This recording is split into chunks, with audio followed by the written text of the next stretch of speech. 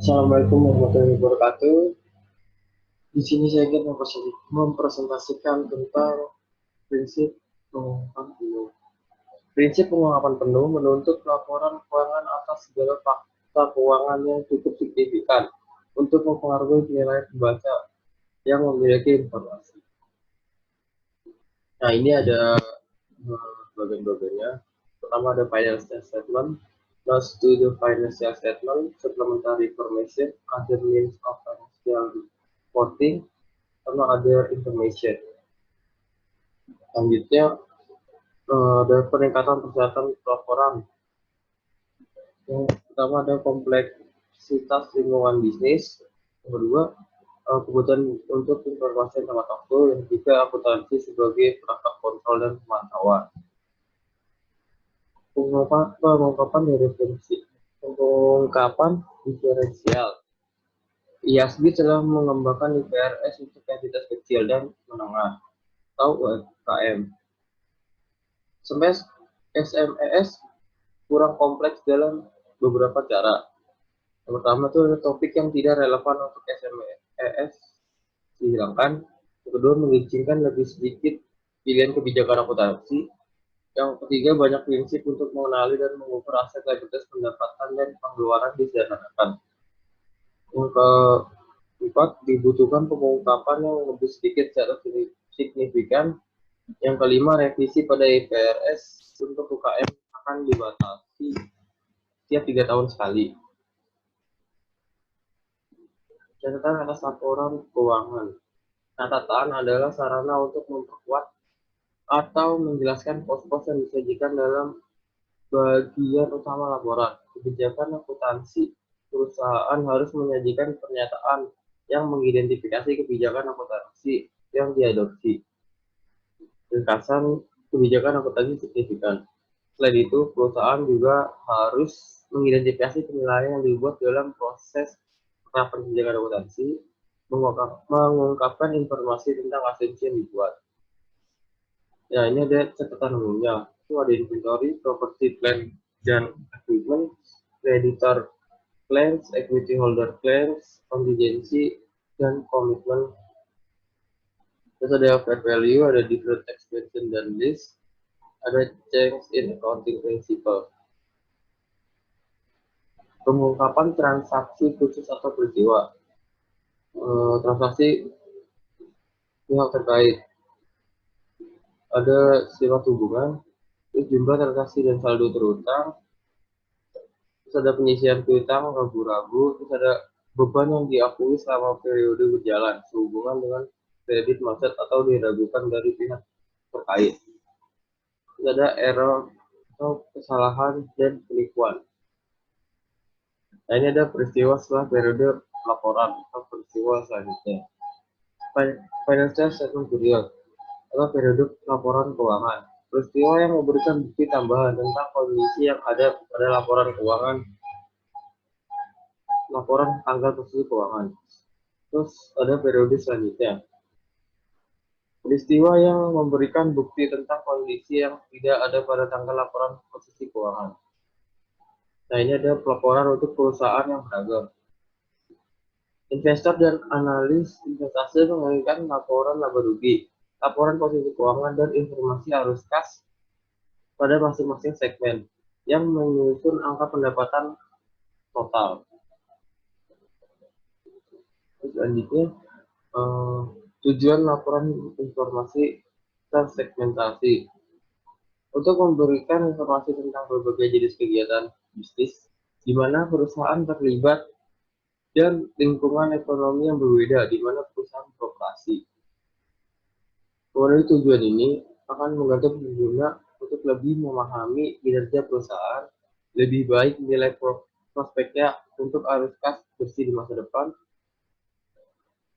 membuat penilaian lebih banyak tentang perusahaan secara keseluruhan. Ada prinsip-prinsip dasar. IFRS mensyaratkan bahwa laporan keuangan untuk tujuan umum mencakup informasi yang dipilih berdasarkan segmentasi tunggal. Perusahaan dapat memenuhi tujuan laporan tersegmentasi dengan memberikan laporan keuangan tersegmentasi berdasarkan bagaimana operasi perusahaan dikelola atau pendekatan manajemen. Ini ada identifikasi segmen operasi.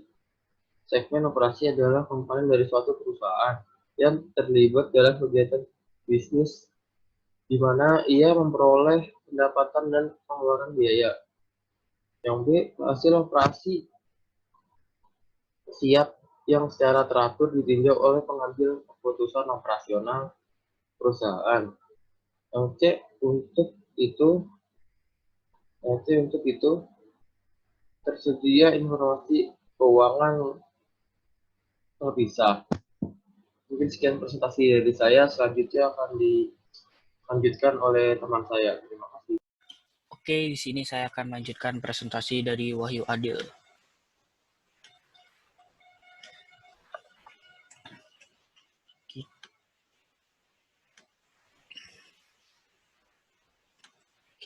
Dari mengidentifikasi segmen operasi. Dan sebuah operasi segmen diidentifikasi dengan signifikan dan dilaporkan segmen tersebut, dan di beberapa syaratnya adalah sebagai berikut. Revenue-nya 10% atau lebih digabung dengan revenue yang didapat oleh segmen operasi dari seluruh di perusahaan. Terus absolute amount-nya of its profit or loss is 10% or more. Jadi amount-nya, pendapatannya itu ke profit atau loss-nya 10% atau di bawahnya. Itu absolute amount, dan digabungkan dengan semua keuntungan dan semua pekerja segmen operasi segmen, dan tidak termasuk dengan loss-nya, dan digabungkan dengan loss dan semua operating segment yang di-report semua loss dari operating segment yang dilaporkan. Habis itu diidentifikasi asetnya 10% atau lebih, dan digabungkan aset dari semua operating segment. Terus ada 2 faktor. Perusahaan harus mempertimbangkan 2 faktor tambahan. Data segmennya harus dijelaskan dengan signifikan, dengan porsi yang signifikan di bisnis perusahaan, dengan secara spesifik. Hasil segmennya harus sama dengan 75% atau kurang, dan digabungkan sales dan customer di seluruh perusahaan. IASB memutuskan 10 alasan harus di atas atau di bawah segmen yang perusahaan harus diskusikan. Ini cara identify operating segmentnya. Gitu. Selanjutnya, kalau ini revenue test-nya, ini revenue test. Operating profit-nya, yang ini cara mengidentifikasi asset test-nya. Terus mengidentifikasi operating segment-nya. Semua pelaporan segmen dari A, C, D, dan E diasumsikan mereka menjadi 4 segmen dan tidak memiliki sales yang sampai 75% jika digabungkan semuanya. 75% kombinasi sales adalah 75% kali 2150 dikali yang ini. Hasilnya 161250. Sales dari A, C, D, dan E totalnya 2000 dikali 100 tambah 700 tambah 300 tambah 900 dan dikali lagi 75% untuk mengetesnya. Disclosure isu. Prinsip accounting dari sebuah perusahaan digunakan untuk segmen disclosure. Mereka tidak harus mempunyai prinsip yang sama. Mereka harus menyiapkan statement consolidated. IASB tidak membutuhkan alokasi dari joint, common, or company-wide cost untuk external tujuan laporan eksternal. Common cost does incurred for the benefit, jadi mencakup dari keuntungan atau dari lebih dari satu segmen dan tidak berhubungan dengan natur prevent untuk menyelesaikan objektif. Terus disclosure isu segmen yang harus dilaporkan. IASB membutuhkan laporan perusahaan sebagai berikut: general information tentang operasi segmen, keuntungan segmen dan kerugian yang berhubungan dengan informasi, segmen aset dan liability, rekonsiliasi, informasi tentang produk dan jasa yang ada di area tersebut, sama data customer, data konsumen. Selanjutnya, interim reports, cover periods less than 1 year. IFRS requires company to follow the discrete approach. Treat interim period as a separating account period. Follow the principle for deferral and accrual use for annual report. Report accounting transaction as they occur, and expense recognition should not change with the period of time covered. Dan habis itu disclosure issue, unique problem dari laporan interim, income tax sama seasonality. Oke, selanjutnya akan dilanjutkan oleh Sadam Anazga Putra. Laporan auditor dan manajemen, pendapat yang tidak dimodifikasi. Auditor menyatakan pendapat bahwa laporan keuangan disajikan secara wajar sesuai dengan IFRS. Pendapat lain memenuhi syarat, merugikan, dan penolakan.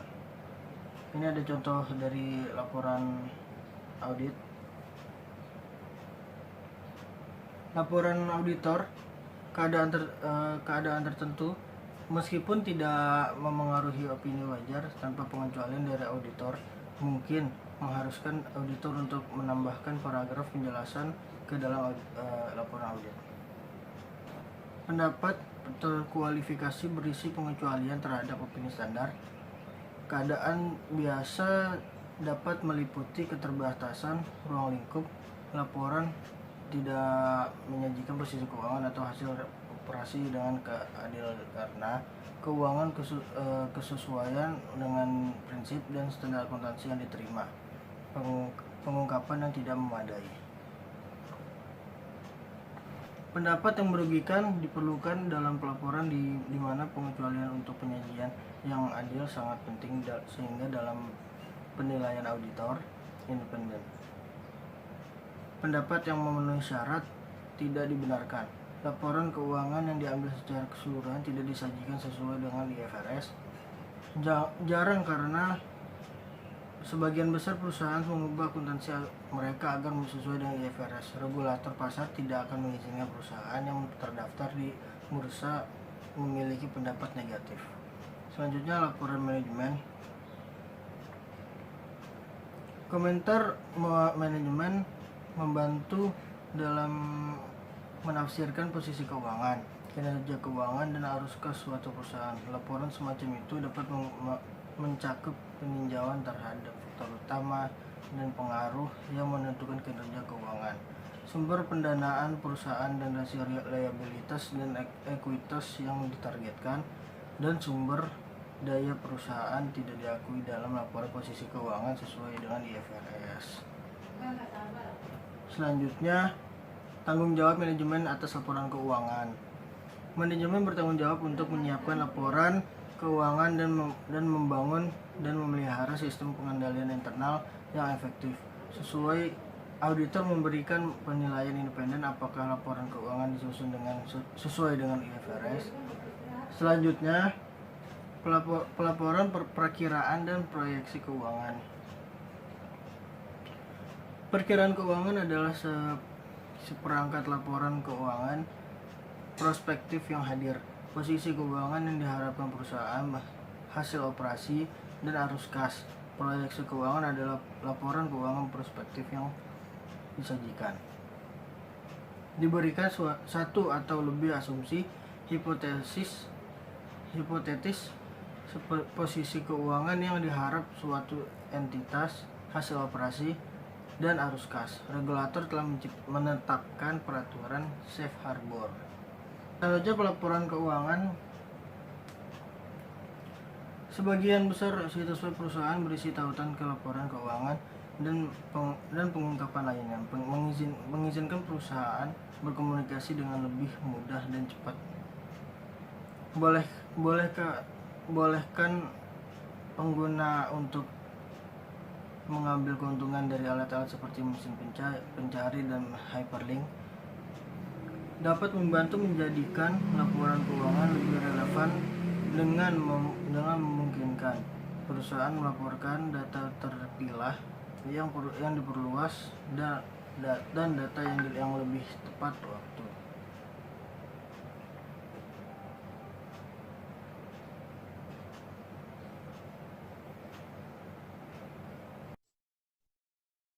Nama saya Azra Marsyadinur, NIM 2018-12-11-051. Saya akan melanjutkan presentasi akuntansi menengah kedua untuk chapter 24 mengenai presentasi and disclosure in financial reporting. Kita mulai dari slide 38 mengenai pelaporan keuangan palsu. Contoh-contohnya itu misalkan ada penyalahgunaan aset, lalu ada kejahatan dunia maya atau cybercrime, lalu penyuapan dan korupsi, ada penipuan pengadaan, penipuan akuntansi, dan penipuan sumber daya manusia. Penyebab pelaporan keuangan palsu itu biasanya karena adanya keinginan untuk mendapatkan penghargaan yang lebih tinggi, lalu untuk menghindari default pada perjanjian pinjaman, dan juga untuk mendapatkan keuntungan pribadi dari beberapa jenis, misalkan kompensasi atau promosi. Lalu juga ada terjadi karena adanya kesempatan atau peluang, yaitu tidak adanya dewan direksi atau komite audit, lalu lemah atau tidak ada kontrol akuntansi internal, transaksinya itu tidak biasa atau kompleks. Lalu estimasi akuntansi itu membutuhkan penilaian signifikan dan staf audit internal itu tidak efektif. Basic Financial Statement Analysis itu kita ada perspektif analisis laporan keuangan. Diperlukan pendekatan yang logis untuk analisis laporan keuangan. Terdiri dari langkah-langkah berikut. 1. Harus mengetahui pertanyaan yang ingin Anda temukan jawabannya itu apa. Lalu mengetahui pertanyaan-pertanyaan yang dapat dijawab oleh rasio dan perbandingan tertentu. Nah, selanjutnya kita tinggal mencocokkan poin 1 dan poin 2. Dengan pencocokan seperti ini, analisis pernyataan akan memiliki arah dan tujuan yang logis. Lalu ada perspektif analisis laporan keuangan selanjutnya. Itu mencakup pemahaman. Yang pertama ada laporan keuangan, itu berdasarkan masa lalu. Lalu rasio tunggal dengan sendirinya tidak begitu berguna. Dan kesadaran akan batasan angka akuntansi itu digunakan dalam analisis. Nah, ini ada tipe-tipe rasio. Itu ada likuiditas rasio, ada aktivitas rasio, ada keuntungan rasio, sama cakupan rasio. Nah, ini cara menghitungnya. Seperti current ratio itu adalah current asset dibagi current liability, quick ratio itu cash ditambah short term investment, ditambah AR dibagi current liability, dan yang lainnya. Seperti kita bisa lihat di sini, ada current cash debt coverage, lalu ada kelihatannya itu ada account receivable turnover, ada inventory turnover, dan ada asset turnover. Lalu untuk rasio profitability itu ada profit margin on sales, return on asset, return on ordinary share capital, bagian equity, lalu ada earning per share, dan payout ratio. Nah, untuk coverage-nya itu dia ada debt to asset ratio times interest earned cash debt coverage, dan book value per share. Nah, ini ada batasan-batasan dari analisis rasionya itu. Pertama, berdasarkan biaya historis. Lalu menggunakan estimasi, lalu mencapai komparabilitas di antara perusahaan dalam industri tertentu, dan sejumlah besar informasi itu penting yang tidak termasuk dalam laporan keuangan perusahaan. Sekian dari saya, akan dilanjutkan oleh teman saya. Oke, Assalamualaikum warahmatullahi wabarakatuh.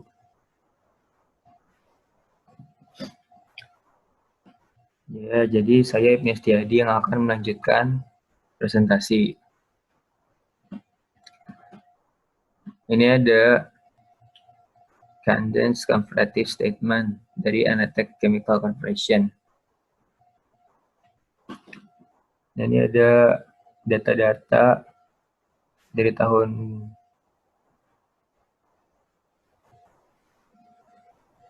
1999, 2009, 2015 sampai 2019.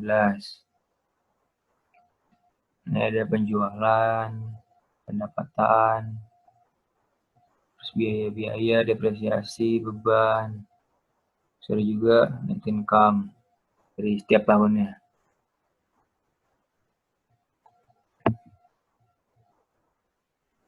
Nah, ini common size percentage analysis, ada horizontal comparative analysis.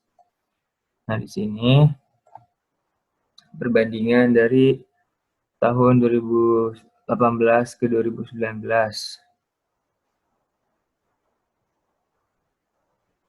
Pertama ada cost of sales. Cost of sales di sini pada tahun 2019 itu sebesar 1.000. Lalu pada tahun 2018 sebesar 850. Berarti mempunyai selisih atau perbedaan sebesar 150.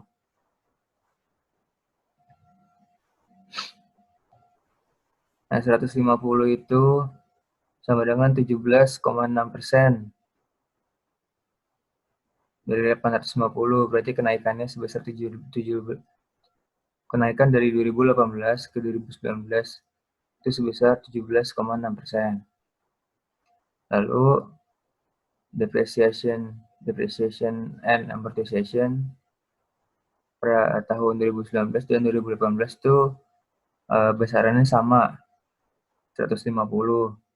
Tidak ada selisih, berarti tidak ada kenaikan maupun penurunan. Lalu selling and administrative expenses pada tahun 2019 sebesar 225, lalu pada tahun 2018 sebesar 150. Berarti mempunyai selisih 75 itu 50% dari sebesar 150. Jadi kenaikan dari 2018 ke 2019 itu 50%. Lalu ada interest expense. Di tahun 2019 itu sebesar 50, di tahun 2018 sebesar 25.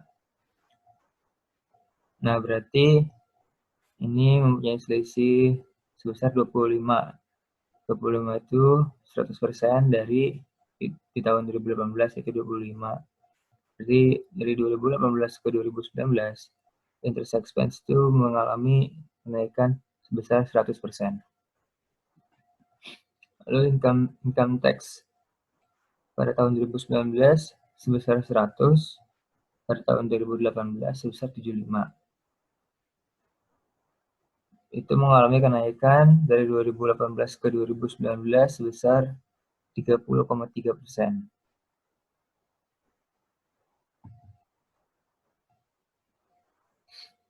Income statement-nya.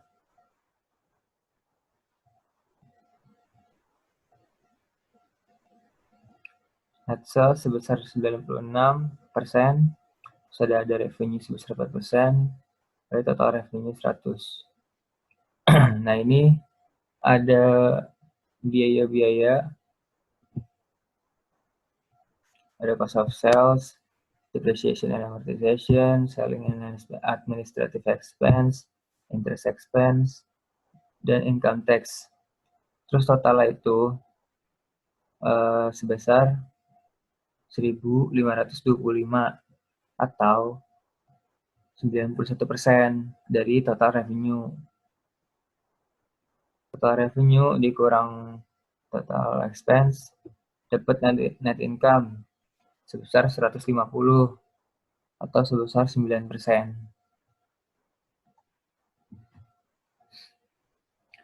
IFRS 1 mensyaratkan informasi itu ke dalam pernyataan IFRS pertama perusahaan. Yang pertama transparan, lalu memberikan titik awal yang cocok, dan memiliki biaya yang tidak melebihi manfaatnya.